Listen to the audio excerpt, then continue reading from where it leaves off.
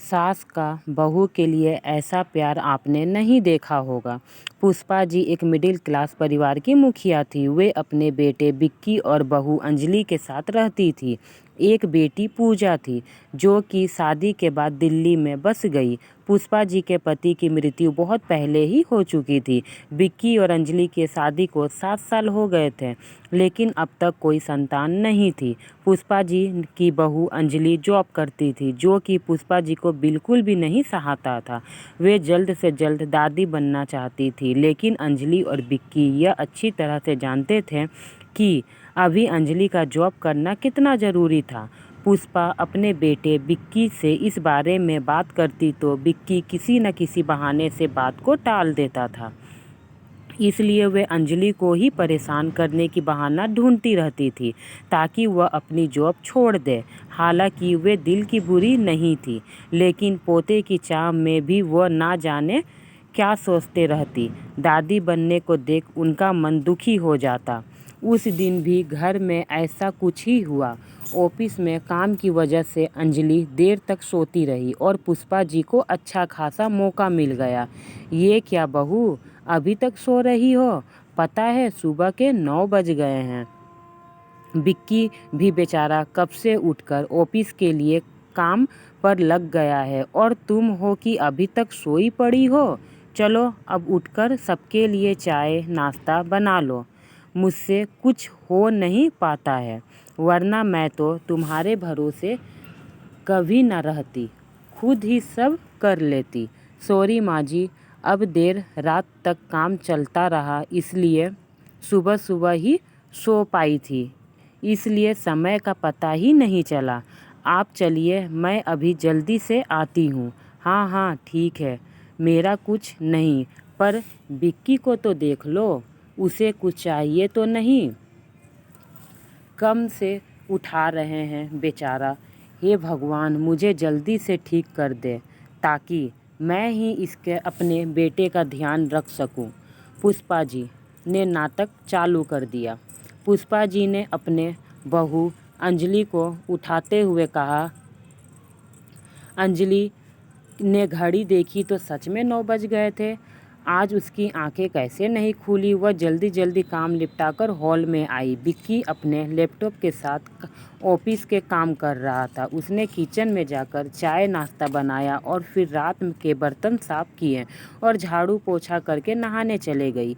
और काम वाली बाई भी नहीं आई। मनीषा खुद एक इंटरनेशनल कंपनी में काम करती थी। उसका ऑफिस टाइम निश्चित नहीं होता था। अधिकतर उसे रात में 1:30 तक काम करना होता था। कल भी उसका काम देर तक चलता रहा, इसलिए वह देर तक सोती रही। अंजलि नहाकर आई तो देखा कि उसकी सास अपने कमरे में बैठकर सहेली से फ़ोन में बात कर रही थी। बातचीत में अपना नाम सुनकर अंजलि सास की बात सुनने लगी। अरे रुचि, तुम भी अपनी बहू से ज़्यादा सर पर मत बैठाओ। बहू को ज़्यादा उड़ने दोगी तो कल वह अपनी नौकरी के चक्कर में वह तुमसे घर में नौकरानियों की तरह काम करवाएगी। मैं तो भाई शुरू से ही अंजलि के नौकरी करने के खिलाफ थी। अब करे नौकरी शौक से, पर साथ साथ घर का भी काम करे। मैं तो बदन दर्द का बहाना बनाकर बैठ जाती हूँ, नहीं तो सारे काम का बोझ मेरे सर पर आ गिरता, माहौल ख़राब हो जाता। इसलिए वह उसकी बात को नज़रअंदाज करके वहाँ से चली आई। लेकिन उसकी नज़रों में सास की इज्जत बहुत ही ज़्यादा गिर गई थी। दूसरे दिन सुबह सुबह पुष्पा जी बेटी पूजा को दिल्ली से फ़ोन आ गया। अंजलि की सास उसके पास दिल्ली आई हुई थी। आदत के अनुसार पुष्पा जी ने जैसे ही पूजा की सास की बुराई करना चाही, वैसे ही पूजा ने उन्हें दस्त बोला। माँ, आप बिल्कुल भी माँ जी के बारे में गलत नहीं बोलेंगे। पता है, आपके चक्कर में आकर मैंने उसके साथ बुरा व्यवहार किया था, लेकिन आज मुझे उसकी कीमत पता चली। तुमको बुलाएं, तुम तो आने से मना कर दी, मगर आज वे नहीं होती तो माँ, ना जाने हमारा क्या हाल होता। तुम्हें तो पता है कि मेरी नौकरी कितना करना ज़रूरी है।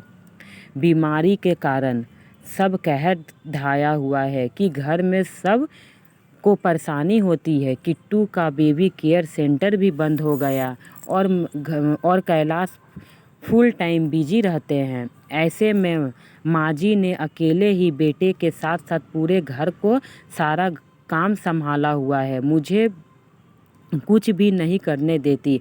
अगर वे नहीं होता तो हमारा क्या होता माँ जी, यह सोचकर ही रोंगटे खड़े हो जाते हैं।